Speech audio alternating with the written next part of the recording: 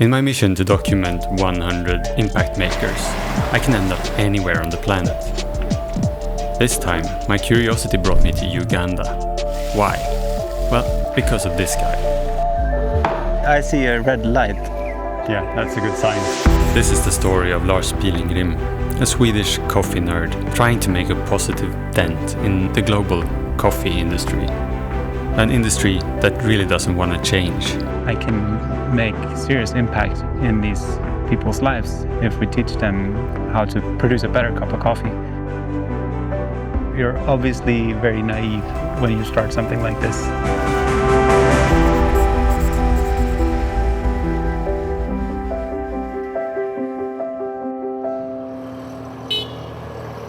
Uganda's relationship with coffee farming goes way back.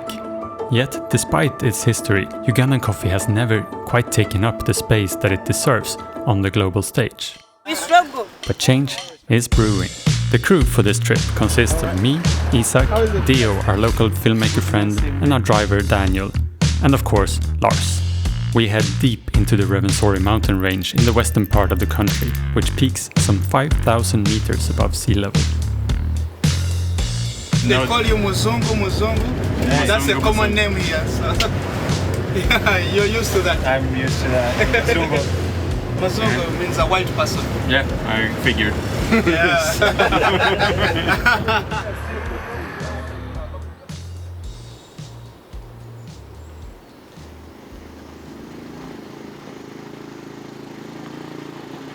My way of making something better for this world is through coffee.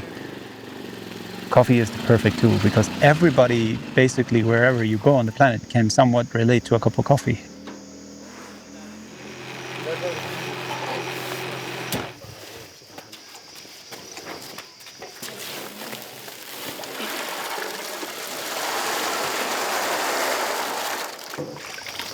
Away with the floaters. Yeah, away with the floaters.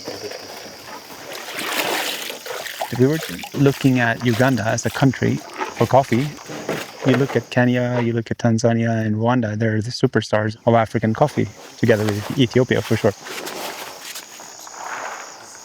But Uganda has some of the same conditions as in Kenya. It's smack on the equator, the climate is really good for coffee, it's really fertile soils. I love the smell of coffee in the morning. Everything is set up to be awesome, but it hasn't really happened.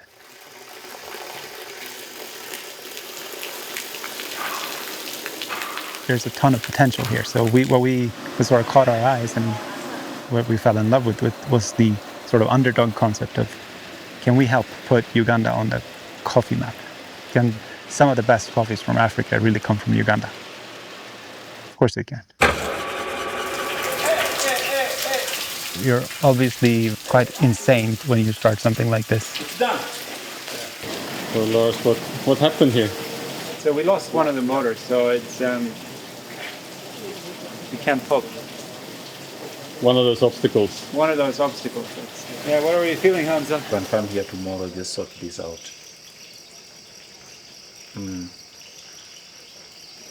From now on, through the season, it's going to be volumes and volumes and volumes of coming. So. And right now we were doing a test run, so that's thankful. You don't want to be in this position when you have 20 tons up there that's waiting to get deep up. Yeah, it's scary. A part of the world having more resources and benefiting from a part of the world that doesn't. That's just unfair, and I think that we should just stop it and just try to do whatever we can to balance these out. Coffee can be really that intersection or that connection. If you're looking at a coffee farmer here up in the mountains, they usually have maybe 600 coffee trees in their garden. That brings an income of maybe a little over $100 per year. Did he just say $100 per year? Yes, you heard me right. That money is what the family use to send their usually oldest child to school. Some of my children are in school. They are in Kampala. They are studying. It's very important. That's why I planted coffee. Farmers are not benefiting from whatever the coffee market is. And then we're talking coffee being one of the biggest commodities traded on a global scale. Something is off here. And then you take that and you put that in the context of what people are charging for a latte in Sweden. You realize that there's a big discrepancy, and obviously the farmer is always squeezed. Welcome. Hello. What's your name? I'm Rwenzori Mountains. So for me, that's just really frustrating, and I feel always very like, come on, world, can't we do better than this? I mean, we're smarter than this. I'm inborn here. Yeah. So you know all the farmers in this region? 100% correct. Right, so this is your buying center. Yeah. Yes, so tomorrow we mobilize, Yeah. get all the coffee here. How many bags on the pickup? 10, 12, right? 20. Right? With some proper tools and basic knowledges, we can produce more cherries on each and every single tree. We've seen farmers double, triple, or quadruple their yields from the same tree. And that's quite significant impact if you can start seeing that in scale with 1,000 farmers. So we got this idea to just start this crazy project. But let's rewind a little. How did we get here? First of all, coffee is very important to me. I need it in the morning to get my day started right. Let's do it! Some say it's not healthy, others say it's super healthy. But I don't really care. It's the poison that I pick. And I'm not alone. This is the biggest addiction in the world. We're sipping some 3 billion cups per day. And I've never given any thought on where it all comes from, or the work that's done behind the scenes to provide it, until I started talking to Lars. My name is Lars Pilengrim, and I'm one of the co-founders of Lycke Kaffegårdar, or Lycke Coffee Farms. When I started reading up on the work this company does to improve the farmers' lives by making high-quality coffee, I realized their values align 100% with my own, and that I need to know more. And crazily enough, they agreed to pay for our trip to Uganda to make this documentary. It's not sponsored by them in any way, and the story is mine to tell the way I want. Let's hit it. Yeah. But now we've landed in Amsterdam, we got some breakfast and coffee, which is the theme of this trip. So we're ready to catch the flight to Uganda. I'm so excited. Let's go! Uganda, here we come.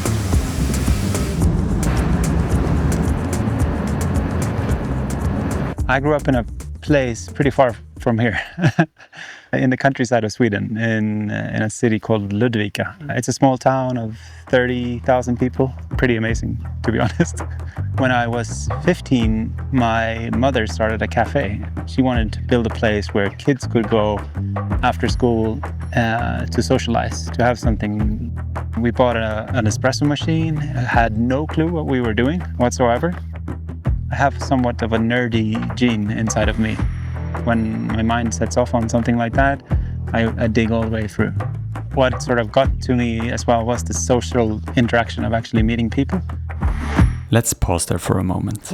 The social interaction of actually meeting people. This is important. This is something that Lars just rushes past during the interview, but it turns out that these words symbolizes his why in everything he does.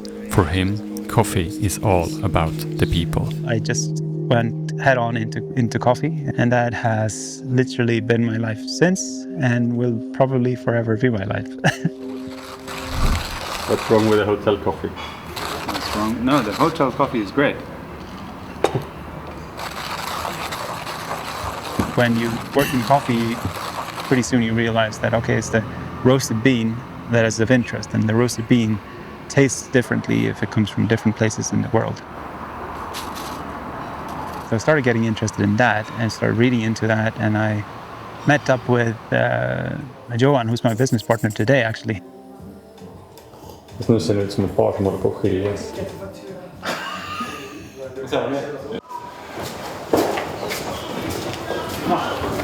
Jag som är såhär, till vänster där. Och så gå till höger ändå och så tar du framåt. Det är en arbetsuppdelning här. He ran a coffee company back then, and I was just like, I need to learn more about this. I want to work with getting into roasting and learning more about the origin side of coffee. Quite rapidly, I was able to start getting into the actual traveling part and going to see producers and building on those relationships and building new relationships.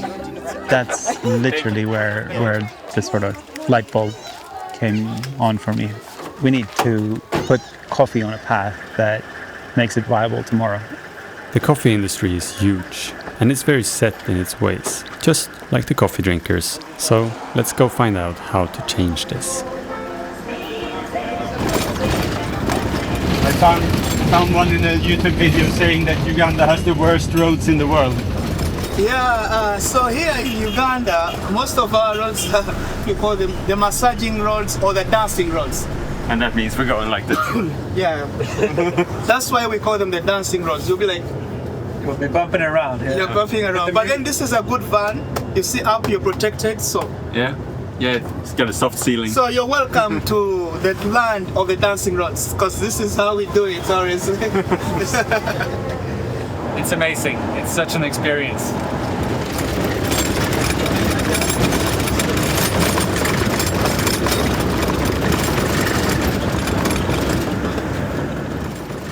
Traditionally in Uganda, the concept of centralizing the processing of the cherry post-harvest, it doesn't exist. This is the Ugandan dry Arabica, the Drugar. This is very much what it looks like in the countryside.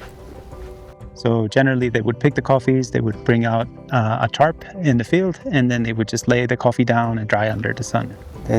Instead of this, we want to collect the cherries so that we can bring them up on the table so we get good ventilation. So we get a more even drying of the coffee, which is important.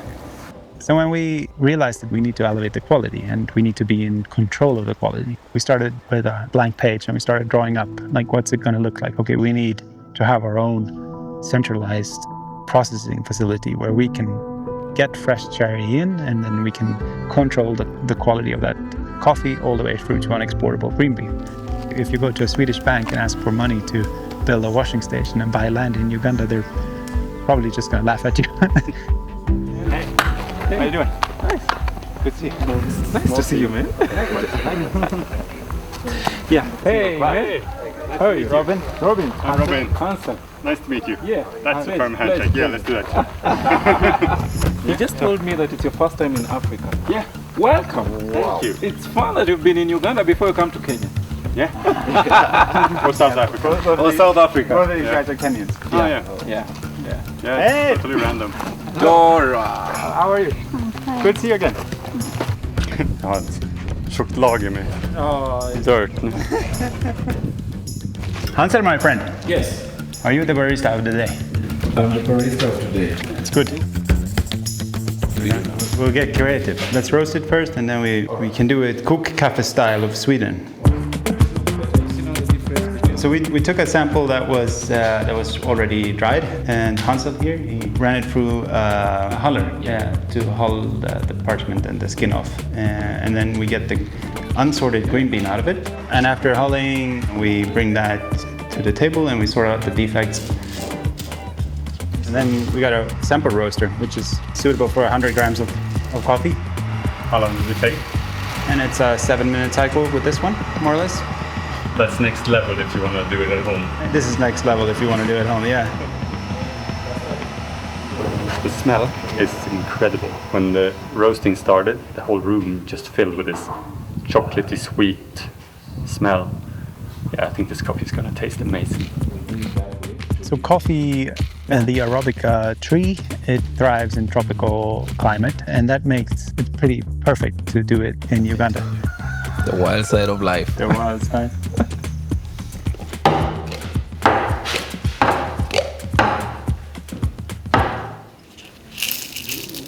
The way we cup coffee, we're going to do that because that has a natural way of like all the particles sedimenting to the bottom of it, so we can drink it anyways from the top. You want to put it here?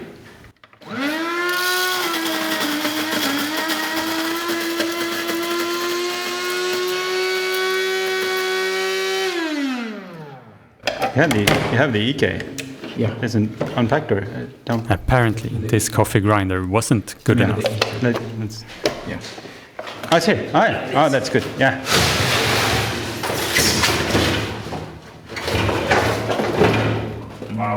The things you do for a cup of coffee, right?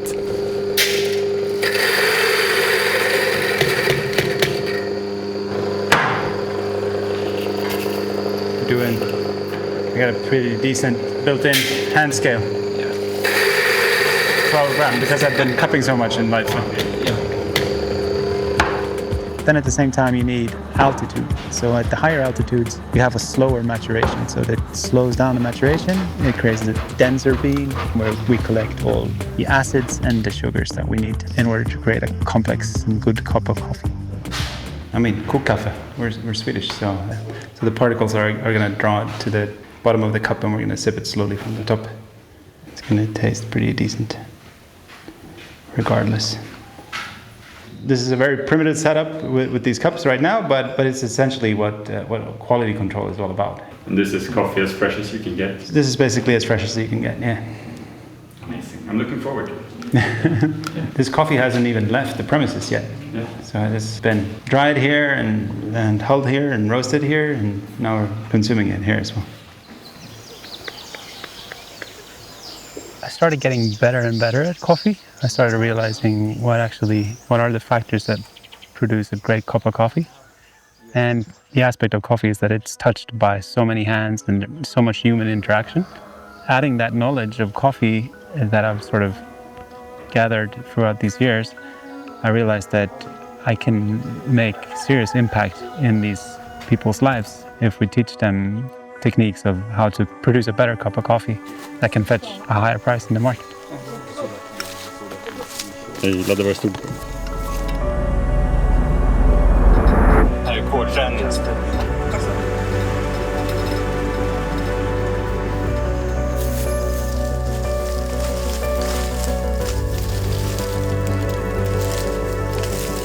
You need to build trust, and I think that trust comes from the inside.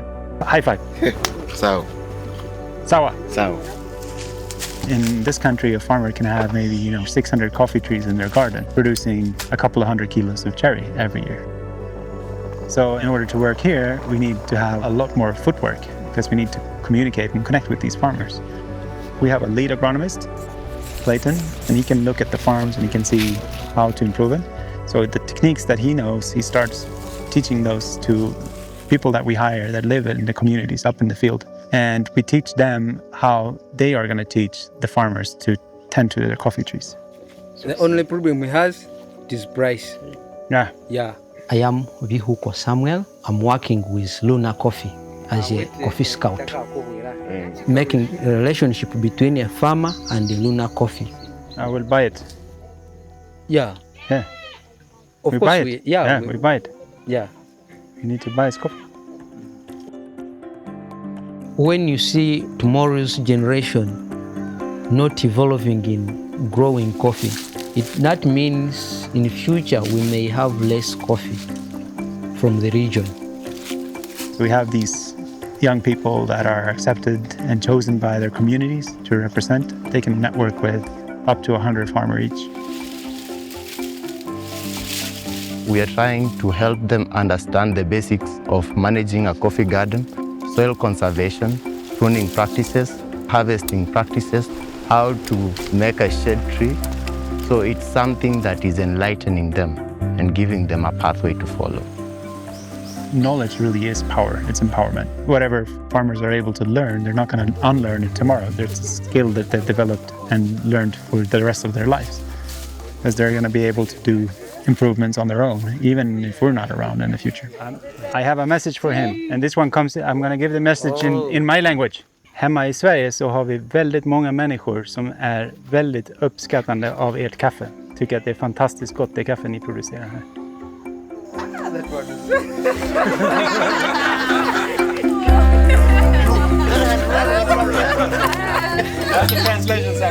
This is creating impact on real people, but building trust when you come from the outside is not always easy. Historically, in a lot of coffee countries, it's a man's dominated world. The man is always the owner and the money maker, but very often the women are doing the work. So it's a big imbalance in that sense.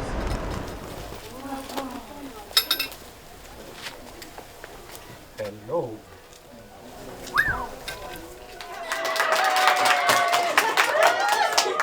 bring the coffee all the way to the consumer in Sweden, because the consumer in Sweden, they appreciate your good coffee and they want more of your good coffee. So part of our focus is to educate women, because if we educate women in these techniques and these practices, we're going to empower them. And when you give power to women, things just turn out way better than when we men try to do it. The most important thing that they do with that money that they make from coffee, is it for school? For school fees. It's for school fees. Yes. And once you've built trust, then you can just continue working on it, and it's going to be good for everybody involved. Like 1, 2, 3, Umanye!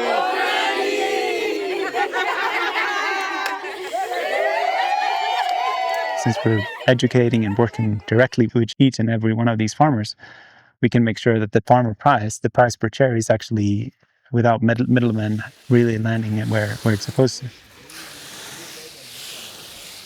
There's a million different steps in order to create like the best coffee, for sure. But as soon as you take the cherry off of the tree, you can't improve the quality of the cherry or of the seed. You can only transparently show what's there.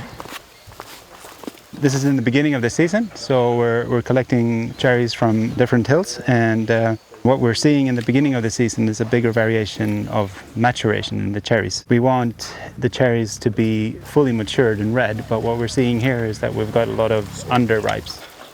We've got a lot of greens and a lot of yellows, and these need to be sorted out because they're not going to produce the best coffee. So if you were to pulp this green cherry, it will break. But if you were to pulp this, it's as easy as coming out like that. I think it's like back in Sweden, we don't harvest our strawberries in May. We wait until midsummer, after midsummer, like June, July, because we want them to be fully red and sweet. And that's the same with coffee. You want the sweetness to sort of get into those cherries, fully developed. Well done, Dora.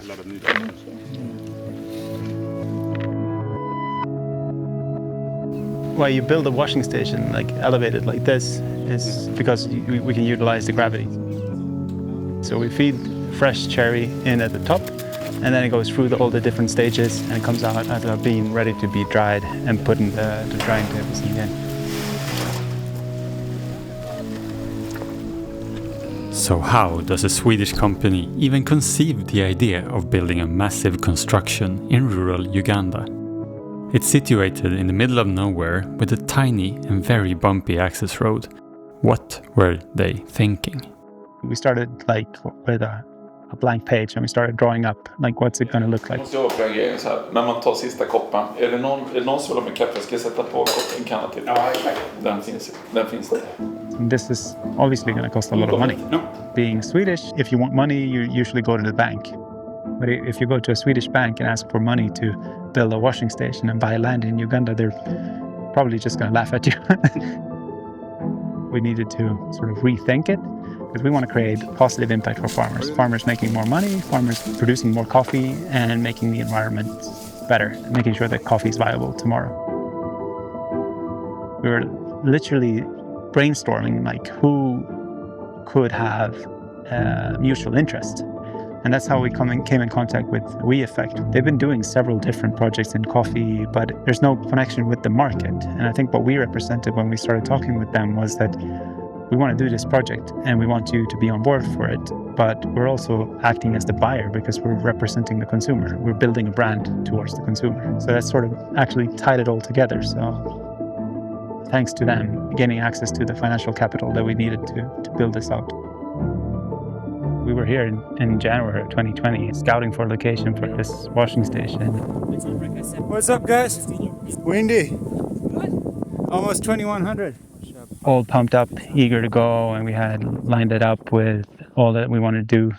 And then basically 6 weeks later, the pandemic hit and the whole country was on lockdown. It weren't even possible to go from Kampala to the countryside. That's one obstacle that took a year and a half.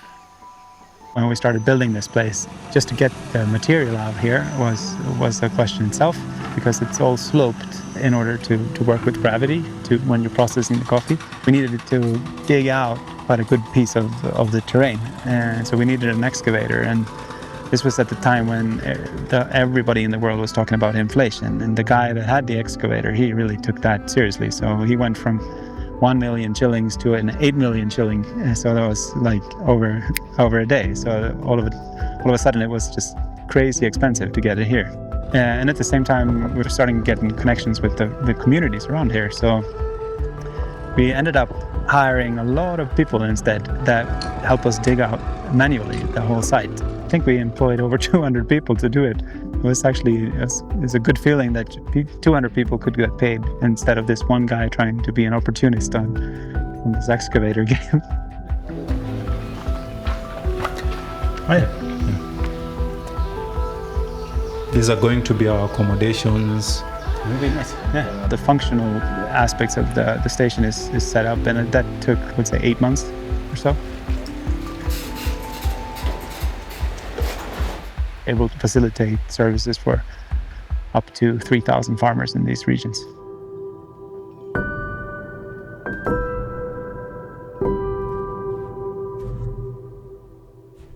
Okay, so they built this thing in the middle of the jungle. But now the next problem is, how do they get the coffee cherry to actually come there? Lars, what's happening now? Where are we going? Currently trying to open the window. Sorry. Oh, there we go. I just needed some air. No, we're en route. We're in Bunjangabu district, and we're gonna head up to meet some of our coffee scouts. Cool. And see their work in action. And we're going to be given a short introduction so you guys can see what does it mean to be a scout, coffee scout. The idea that is that one scout can reach out and network with 100 farmers. Yeah. So if we have 12 scouts, that means we have a reach of 1,200 farmers. The two farmers we met yesterday, are they already supplying you coffee, or? Yeah, they're part of the program. And the personal relationship that we all came there, and we came with the cameras and everything, that's really helping. I think it felt like they really felt seen and heard. Yeah, it shows that they take pride in the product, they take pride in their work, and they should. It's good work. There's a lot of hands touching the coffee before it ends up in a hot cup in Sweden. It definitely is. I see coffee as a tool, my tool, in being able to make some change and some impact, positive impact. And just having that, and traveling in this countryside where we have thousands of farmers, thousands of smallholder farmers, yeah. And the magnitude of that is quite significant.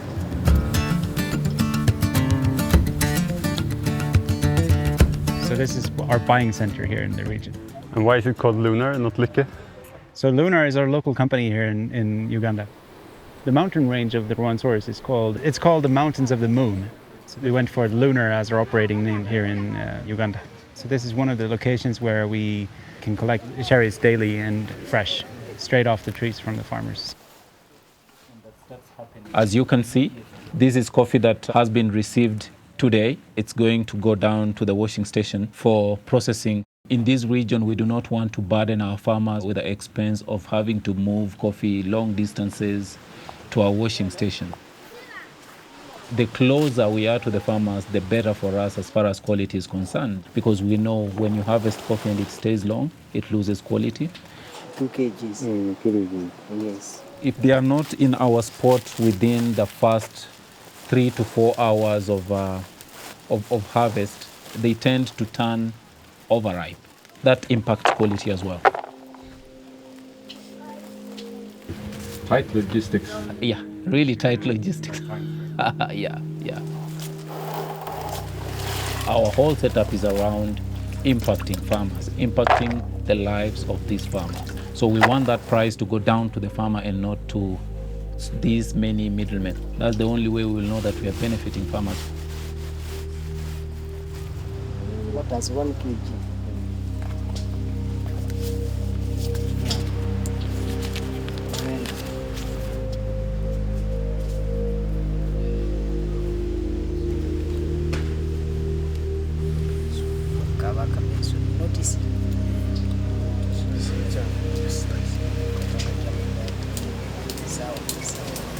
There's a lot of different ways that the coffee gets down here.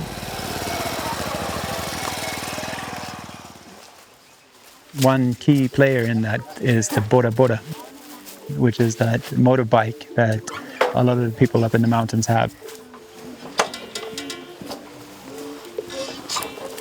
Usually we load like a 100-kilo bag on the Bora Bora to get it from the top of the mountain down to maybe a collection point where we could have a truck waiting, and that where we can consolidate more deliveries from more farmers.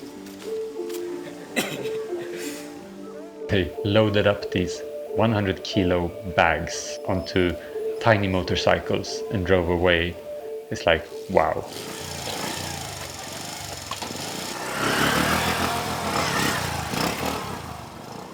The roads are so bad. They're gonna travel for 1.5 hours on their motorbikes. I'll probably say they're very good drivers.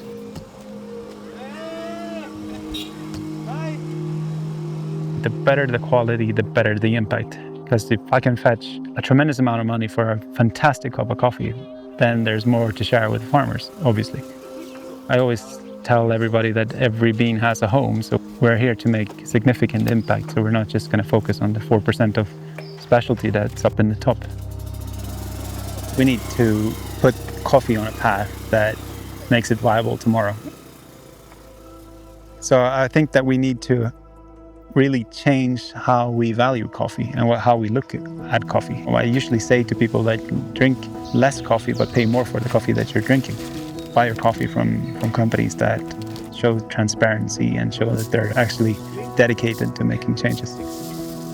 So, do you take your coffee for granted?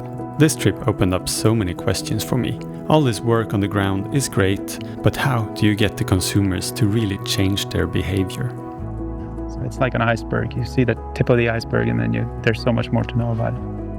So we were like thinking, how can we attract a wider audience? And realized that people love great design, people love colors. So instead of having a minimalistic one color packaging, we just decided that Lick is going to be a brand of all colors. It catches your attention as a consumer and you like the design of it. And then the idea is that you take it in, you love the design, you start drinking the coffee, realizing that the coffee is good. And then you start reading up on what is this about? What is Lick as a project about? Adding value and depth. And then I think that touches the challenge of telling those stories, and it's part of why we're here now, right? We are stranded. What happened? I think the poor roads we have here have caused this problem. We are waiting for mechanical assistance. We are not yet sure what could be the cause, but yeah. TIA. It's a good thing we start in good time and we have margins and no one is ever late. I want to know where the sound comes from exactly. So I'm going to put this tire up, then I drive.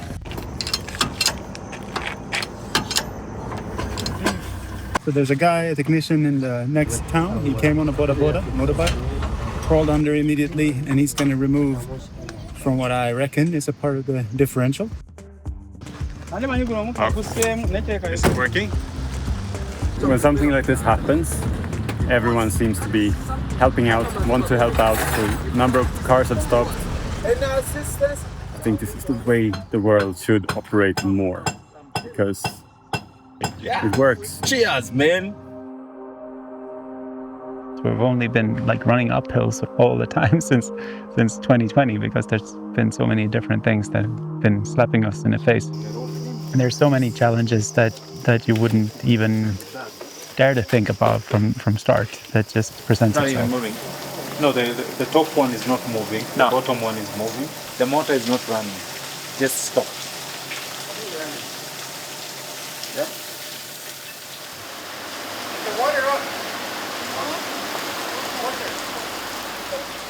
Adapt and overcome. Adapt and overcome. That's what we do. Right, Hansen? Yeah. Yeah. You walk the path and you fall 9 times, and then the 10th time you get a little thing right, and then that gives you enough energy to keep on going.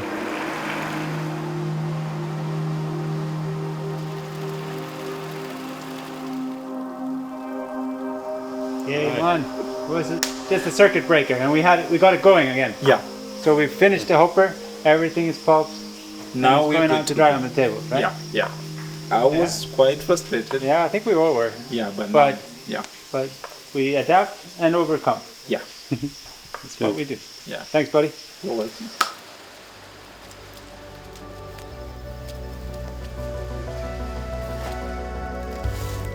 My dream future looks like we're having multiple of these projects, really successfully producing coffee to roasters and consumers all over the planet that are appreciating it, and that we can, by evidence, show it all the way down to how that impacts the farmers in the fields, how we're increasing their yields, how they're making more money than they were before.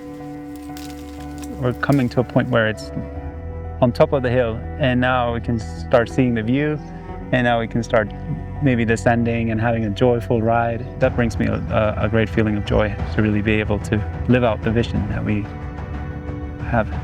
That's where we're going. Muzungu, muzungu. Muzungu. Na mimi iko muzungu. Takalera liyo. Robin. Muzungu Robin. Muzungu Isaac. If you go from one village and you travel for 10 minutes and you come to the next village, they might speak a different language. It's a bit difficult to communicate and give directions. I don't know. I'm fighting this feeling internally in my head that we're just like rich Europeans coming to this very poor country with camera gear and equipment, drones. Everybody was talking to us, and there were people everywhere, and all the kids just gathered around. Everybody wanted to be in front of the camera. I want to portray them in a very good way, in a positive way, and portray Uganda as it should be portrayed. Because everyone was so interested in what was going on. Everyone is friendly, with a smile, happy to help. The views coming here were just incredible, and the people here are amazing too. They are so happy and beautiful and curious, and I like that.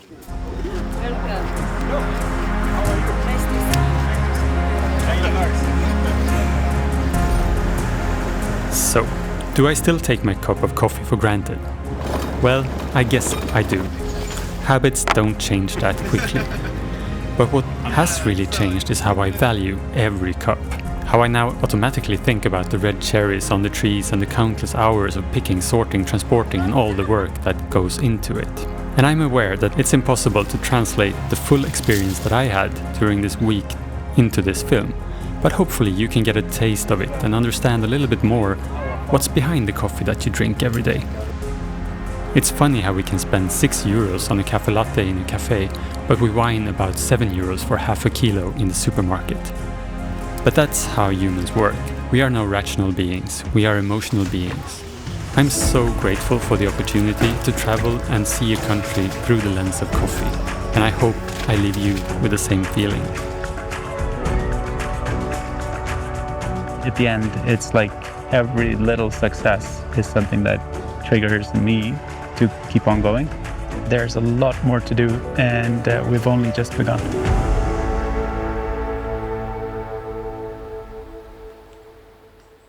That's it for today. I hope you enjoyed this as much as I did making it. This project that we're doing is about interviewing 100 impact makers about what they do to improve on the world that we live in today. The idea why I'm doing this is because I want to inspire other people to dedicate just a small fraction of their time to doing something that is good for someone else. Because if millions of people start doing that, the world is going to turn into a better place. And I'm not saying that you should go and build a coffee washing station in Uganda. That's for people like Lars to do. But think about your own life and how you can contribute in some way, because together we can make this world into a better place. And I think that's, bottom line, what we all need. If you want to support this project, because it's going to take a lot of time and a lot of work, there's a Patreon link here where you can sign up. You can subscribe to the channel, that works too. Or just leave a comment and I will be super happy and grateful. See you in the next one. It's probably going to be about cameras in Finland. Stay tuned.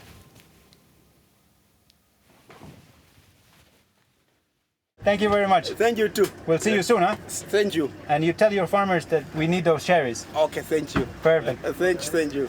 We are there. Have a lovely day. Next time. Okay. Cheers. Yeah.